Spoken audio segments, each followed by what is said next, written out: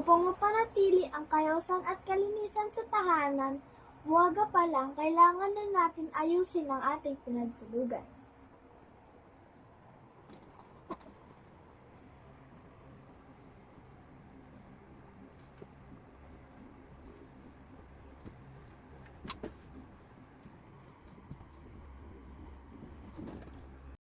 Mga nilabang damit atin din ayusin.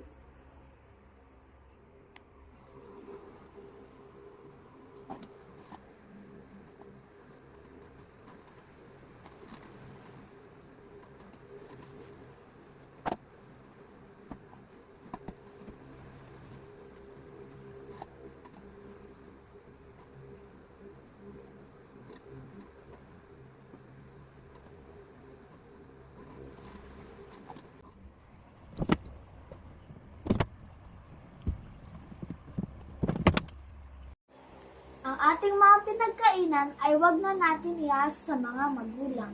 Atin itong ligpitin at hugasan.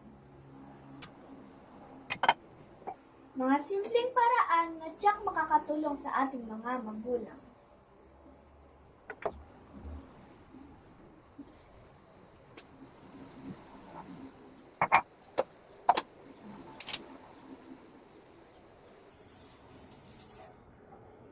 Ang mga simpleng gawain tulad ng pagwawalis, pagliligpit ng pinagkainan, damit, at pinagtulugan ay mga simpleng gawain na tiyak makakatulong sa ating mga magulang at sa kalinisan ng ating tahanan.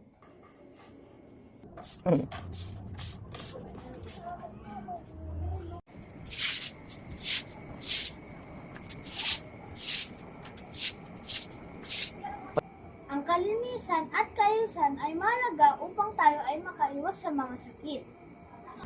Ang maduming kapaligiran ay nagdudulot ng masamang epekto sa mga tao o alinmang may buhay.